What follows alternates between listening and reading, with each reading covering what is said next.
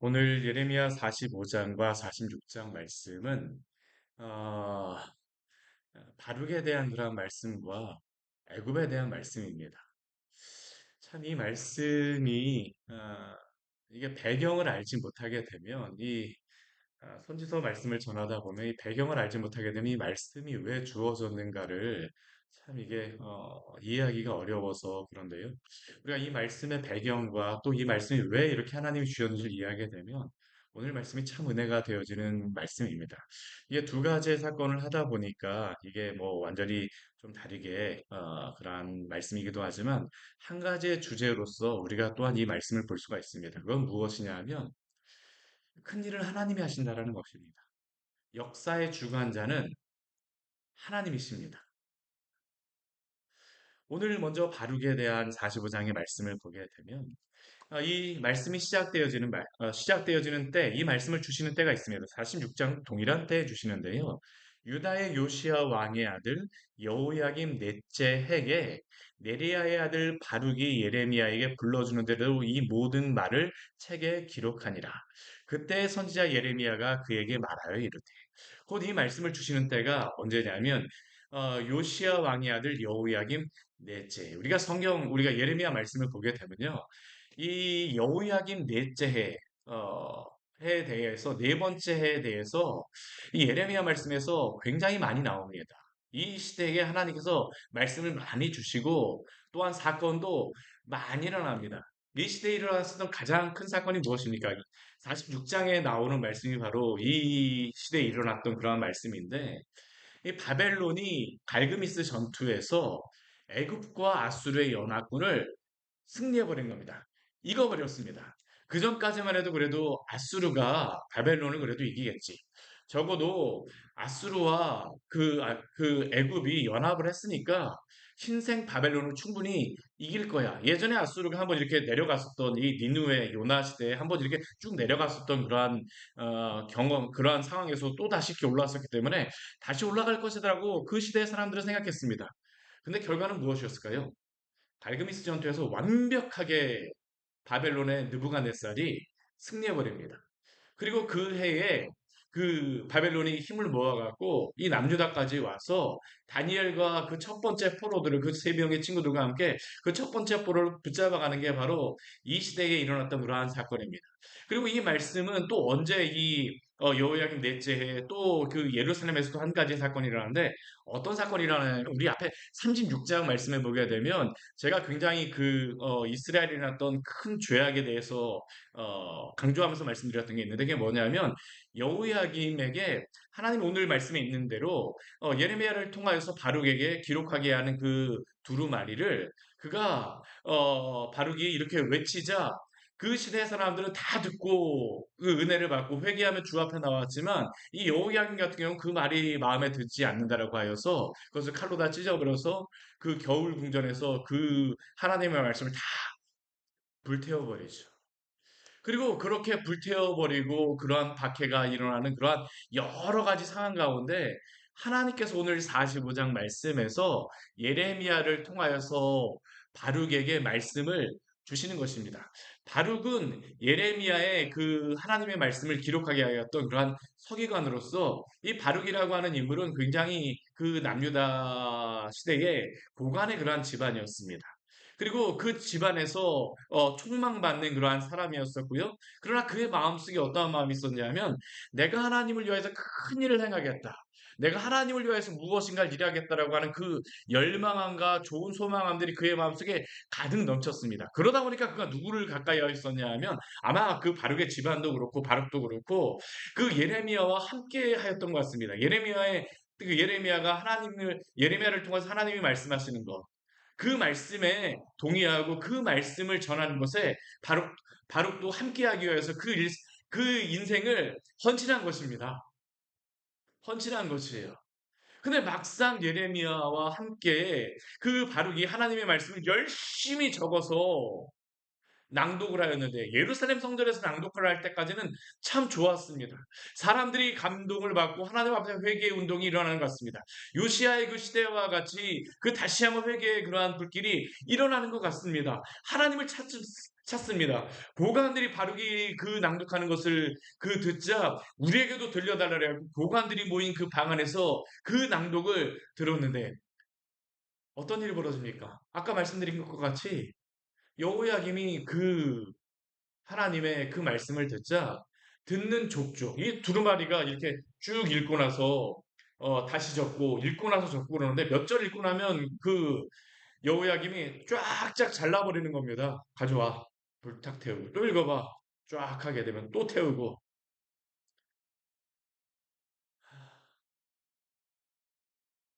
그러한 일이 벌어지지 어떻게 될까요? 여호야김은 그때 직접 바르게 그것을 읽지는 않습니다. 고관이 읽었는데요. 이 이야기를 바르게 듣자 이러한 일들이 벌어지는 것을 보자 그의 마음이 오늘 3절 말씀에 나와 있는 겁니다. 우리 3절 말씀 같이 한번 읽어볼까요?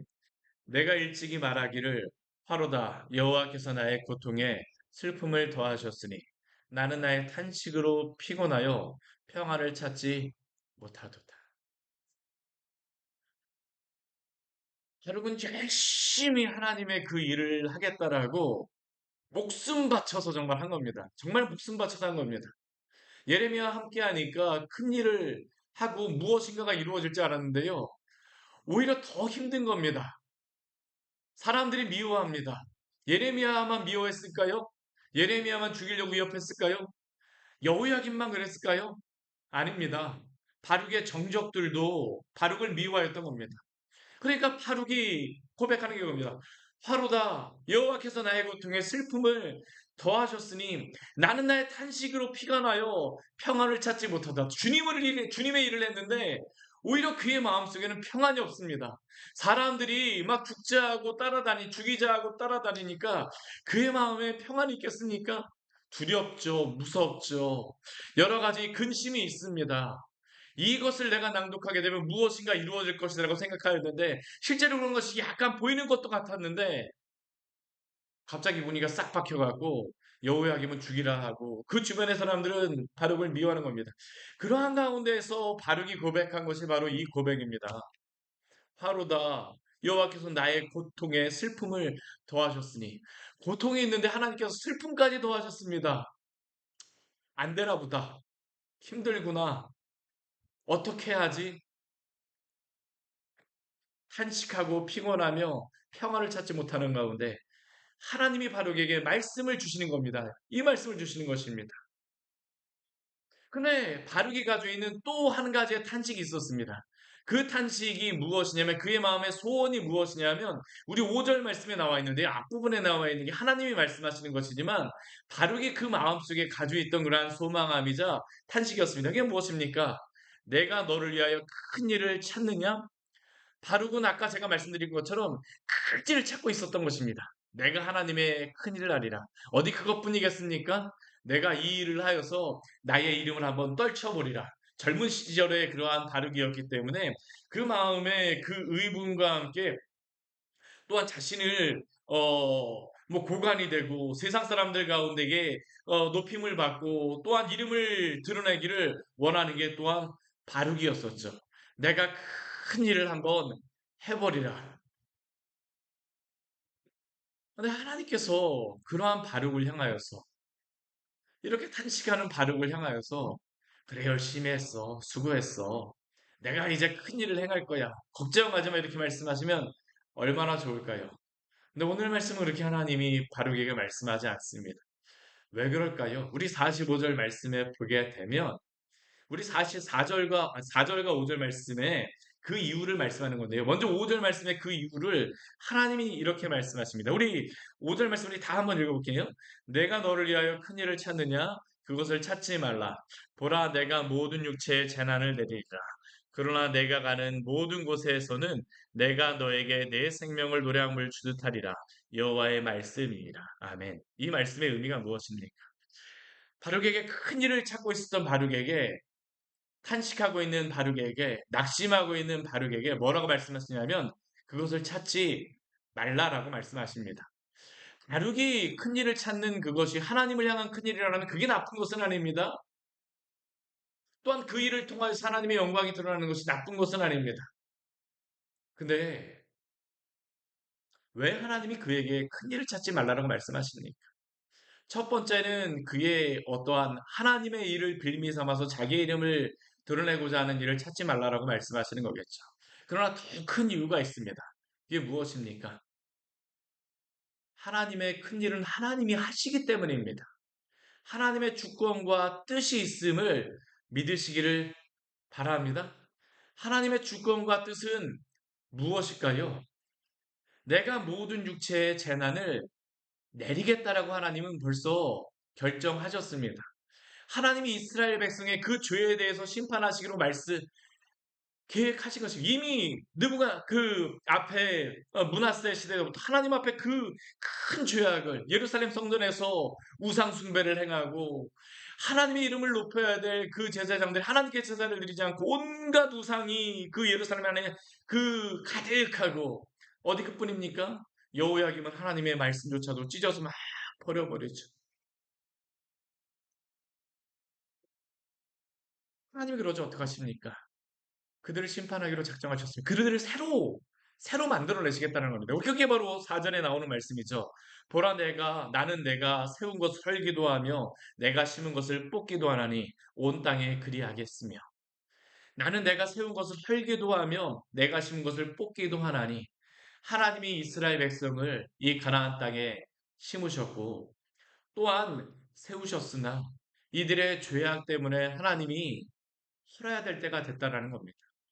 뽑아야 될 때가 하나님이 그렇게 하시려고 하신 게 아니라 이들의 죄악 때문에 하나님의 심판이 임한 것입니다. 근데 문제는 무엇일까요?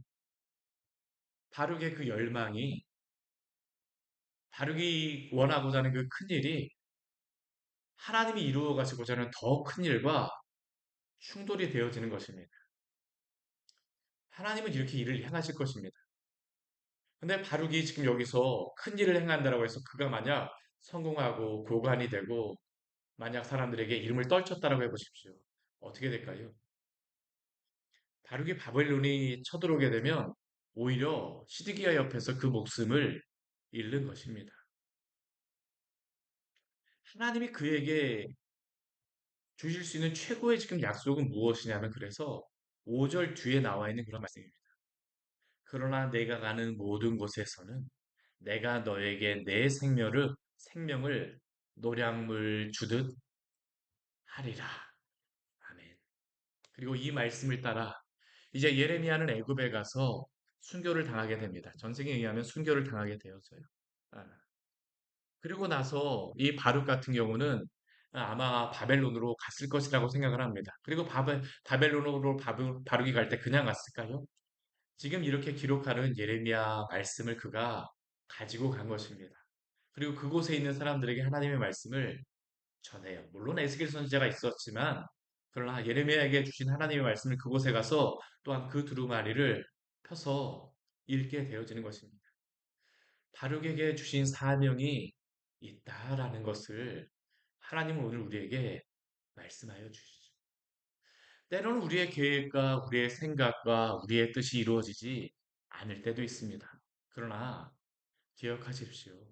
우리의 뜻이 이루어지지 않는 그 순간에도 하나님은 하나님의 큰 당신의 일을 오늘도 이루어 가시는 줄 믿으시기를 바랍니다. 내 뜻이 이루어지지 않았다 그래서 하나님의 큰 일이 멈추어지지 않습니다.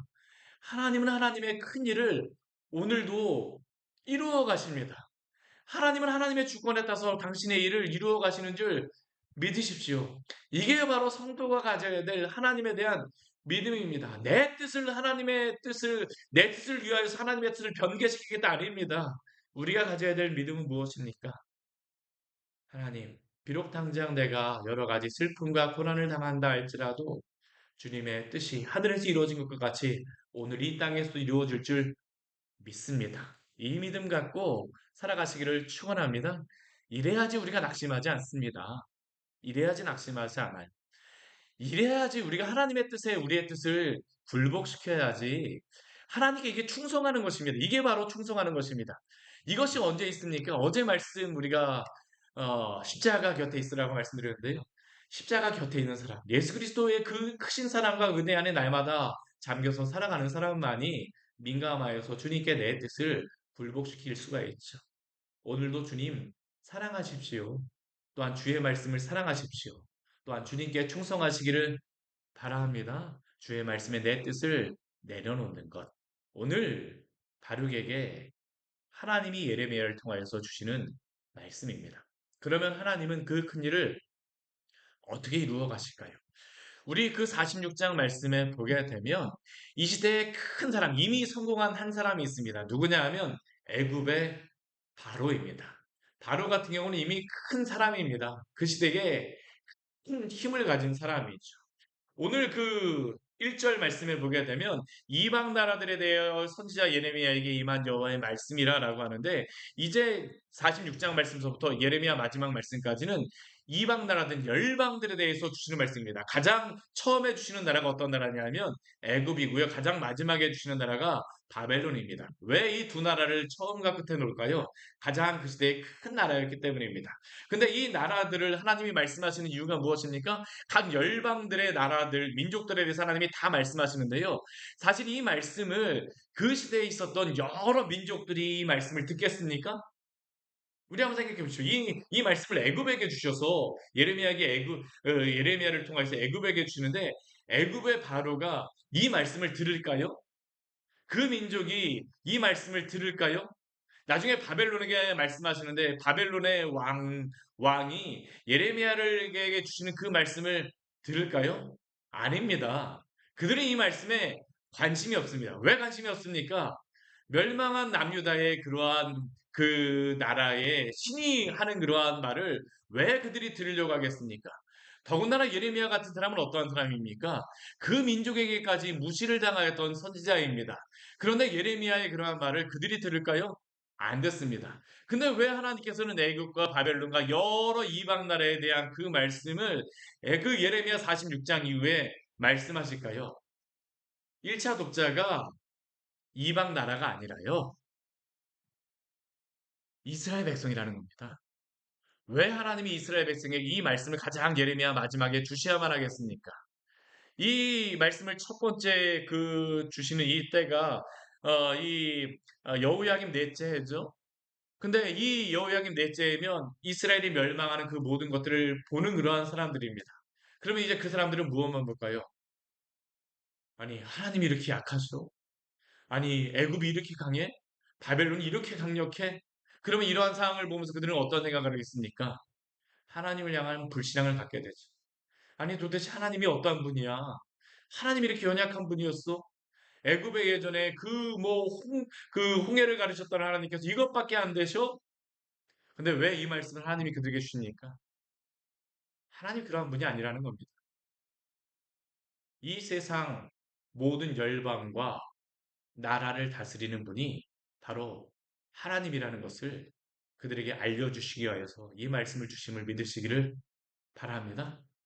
오늘도 그 이유 때문에 오늘 우리에게 주시는 줄 믿으시고 이 말씀을 보십시오. 하나님은 어떤 분이십니까? 하나님은 어떤 큰 일을 행하십니까? 오늘 말씀해 보게 되면 이 시대의 큰 왕이었던 바로가 어떤 일을 하는지 우리에게 보여주고 있죠. 우리 그 2절 말씀에 보게 되면 이 말씀을 주시는데 아까도 말씀드렸지만 그 여호야김 넷째 유브라데 강가 갈그미스에서 바벨론의 느부갓네살 왕에게 패한 애굽의 왕 바로 누구의 군대에 대한 말씀을 하나님이 주셨습니다. 이미 그 전에 주셨을 수도 있습니다. 이 말씀이 언제 주셨는지는 명확하지 않아요. 그러나 그 시대의 그 애굽의 왕 바로에게 주시는 그러한 말씀입니다. 그런데 이 애굽 왕 바로 누구가 어떻게 이 그 갈그미스 전쟁을 준비할까요? 우리 3절 말씀에 보게 되면 하나님께서 이 바로 누구에게 말씀하십니다. 너희는 작은 방패와 큰 방패를 예비하고 나아가서 싸우라라고 이야기합니다. 뭐 하나님 말씀하셔갖고 바로 누구가 하는 것은 아닙니다. 애굽의 바로는 이미 그렇게 준비하고 있죠. 큰 방패와 작은 방패를 준비하였습니다. 어디 그뿐입니까? 우리 4절 말씀하게 되면 그는 기병을 준비하였습니다. 안장을 지었습니다. 투구를 썼습니다. 창을 갈았습니다. 갑옷을 준비하였습니다. 많은 군대를 준비하였습니다. 우리 그 뒤에 보게 되면 이 군대 가운데에는 누가 있냐 하면 우리 구절 말씀을 같이 한번 읽어볼게요. 말들아 달려라 병거들아 정신없이 달려라 용사여 나오라 방패 잡은 구스 사람과 붓사람과 활을 당기는 루딤 사람이여 나올지니라 하거니와 바로만 간 게 아닙니다. 바로는 자신이 이 전쟁에 완벽하게 승리하기 위해서요. 아수르 이미 여러 번 전쟁에 승리하였던 그 아수르의 군대도 있었을 뿐만 아니라 이 애굽의 바로는 자신의 군대와 함께 여러 용병들도 데려가는 겁니다. 방패 잡은 구스 사람, 붓 사람, 활을 당기는 누딤 사람, 많은 돈을 주고 이 사람들을 다 고용하여서 이 전쟁에 다 데리고 나갔습니다. 바로의 그 용맹함, 그 위엄, 얼마나 대단하였을까요? 바로는 이 전쟁을 철저하게 준비하였습니다. 이번에 가갖고 내가 아수르와 같이 전쟁을 하여서 바벨론을 완전히 다 묵사발을 내버리리라. 완전히 승리하리라. 바로노고가 왜 이 아수르와 함께 합니까? 단순히 아수르가 승리하기 위해서가 아닙니다. 지금 그 아수르가 한번 승리하면서 원래는 애굽이 이 지역의 전체적인 패자였습니다. 몇백 년 전만 해도요. 이 전체적인 힘을 애굽이 다 가지고 있었는데 이 애굽이 그래서 이 메소포타미아 지역까지 가고 전쟁하면서 승리도 이루고 그랬었는데 문제는 뭐냐 하면 아수르가 한번 흥왕하면서 이 애굽이 한번 확 힘이 줄어드는 겁니다. 오히려 북쪽의 왕들이 더 강력해졌어요. 이게 역사적으로 다 실제로 다 나오는 그런 기록들입니다. 그러다 보니까 바로 누구의 마음이 어떤 마음이 드냐 하면 이 나라들을 견제하고 싶은 것입니다. 아수르하고 바벨론하고 싸우게 해갖고 얘네들이 연약하게 만들고 애굽이 이 지역을 전체를 내가 다 다시 한번 점령하고 내 힘을 만방에 떨치리라. 이게 바로 애굽의 바로의 그러한 마음의 목표였습니다. 그래서 이 많은 사람들을 끌고 그가 올라가는 것입니다. 근데 결과는 무엇일까요? 우리 5절 이후의 말씀에 보면 나오죠. 그들이 놀라 물러갑니다. 그들의 용사는 피하여 황급히 도망합니다. 어찌하여 그들이 이렇게 승리하러 갔는데 우리 뒤에 보십시오. 그들이 막 황급히 통화하시며 그 뒤를 돌아보지 아니하면 어찌 됨이냐라고 말합니다. 두려움이 그들의 사방에 쫙 깔려 있습니다. 발이 빠른 자도 도망하지 못하고 용사도 피하지 못하고 북쪽의 유브라데 강가 갈그리스에서 다 넘어지고 엎드러져 버렸습니다. 우리 그 뒤에 보게 되면 우리 나일강으로서 말을 하죠. 우리 7절과 8절 말씀에 보게 되면 강의 물이 출렁임 같고 나일강이 불어남 같은 자가 누구냐. 이 말은 어떤 의미냐면 아까 말씀드린 것 같이 이 여러 용병들과 같이 이 애굽의 바로가 큰 군대를 데려가는 것이 나일강이 한꺼번에 막 범람하는 모습과 같은 겁니다. 물이 확 밀려오는 모습. 그런데 이렇게 막 물이 나일강이 범람하듯이 갔는데 결과는 무엇입니까? 물이 출렁하면서 그 물이 싹 사라져 버렸습니다.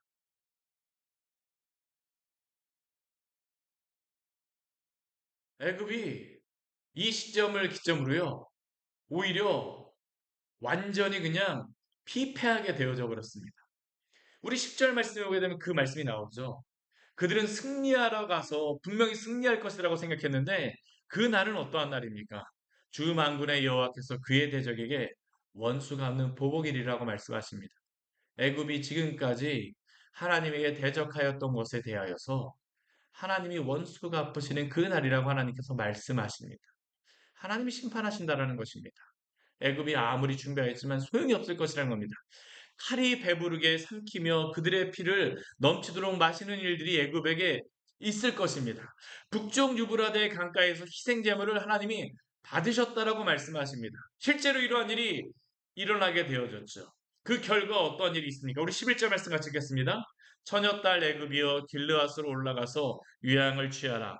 내가 치료를 많이 받아도 효력이 없어 낫지 못하리라. 애굽이 얼마나 완벽하게 패망을 하였는지 좋은 약재가 나오는 길르앗으로 올라가서 유양을 취하여서 치료하라고 하지만 백약이 무효입니다. 아무 소용이 없게 되어졌습니다.